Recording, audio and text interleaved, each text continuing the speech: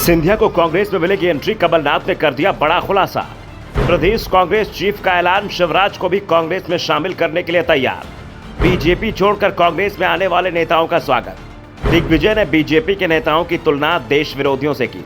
मध्य प्रदेश में बीजेपी से कांग्रेस में आने वाले नेताओं की बढ़ती संख्या के चलते कांग्रेस नेताओं में उत्साह दिखाई दे रहा है और यह उत्साह कांग्रेस नेताओं के बयानों में भी दिखाई देने लगा है।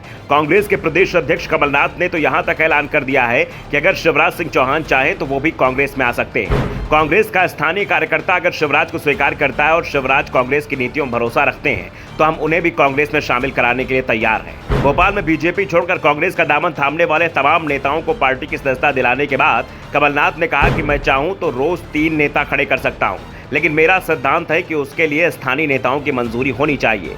सिर्फ शिवराज सिंह चौहान ही नहीं, बीजेपी से जो भी नेता कांग्रेस में शामिल होगा उसके लिए एक ही नियम है कि पहले वो कांग्रेस की नीतियों में अपना भरोसा जताए और उसके बाद स्थानीय कांग्रेस के नेता भी उसे स्वीकार करें। ये दोनों शर्त जो पूरी करेगा उसे ही कांग्रेस में लिया जाएगा। संकेत सीधे सीधे ज्योतिरादित्य सिंधिया के लिए था कि उनके लिए शायद कांग्रेस के दरवाजे बंद हैं, क्योंकि स्थानीय नेता अब सिंधिया को किसी भी कीमत पर पार्टी में वापस लेना नहीं चाहते, क्योंकि सिंधिया के चलते ही मध्य प्रदेश में कांग्रेस की सरकार गिर गई थी। इस दौरान कमलनाथ ने बीजेपी पर भी जमकर निशाना साधा। कमलनाथ ने कहा, अभी ये लोग धर्म की बात कर रहे थे, अभी बागेश्वर धाम की बात आई, छिंदवाड़ा में बड़ा कार्यक्रम आयोजित हुआ।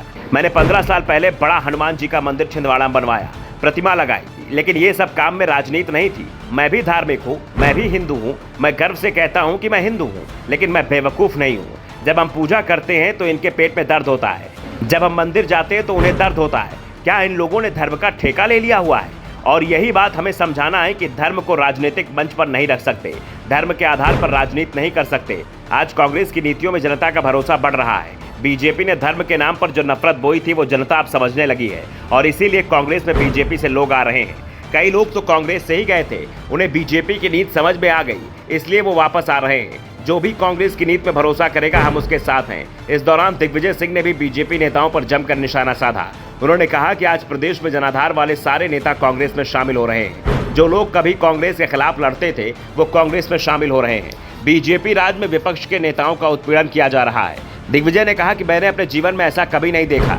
झूठे प्रकरण बनाना तो ऐसा हो गया है कि SC/ST आरोप हर किसी के खिलाफ लगा दो और उसे गिरफ्तार करा दो। कमलनाथ और दिग्विजय सिंह के तेवरों ने साफ कर दिया है कि आने वाले विधानसभा चुनाव में बीजेपी से अभी और भी बहुत नेता कांग्रेस का दामन थामेंगे। सिंधिया को कांग्रेस में नहीं लिया जाएगा, इसका भी साफ साफ संकेत कमलनाथ ने दे दिया है और ये भी साफ कर दिया है कि बीजेपी के उत्पीड़न को अब बर्दाश्त नहीं किया जाएगा।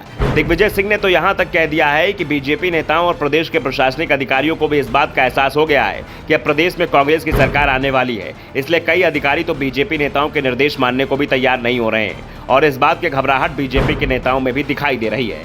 Bureau report, the Navdarpan news.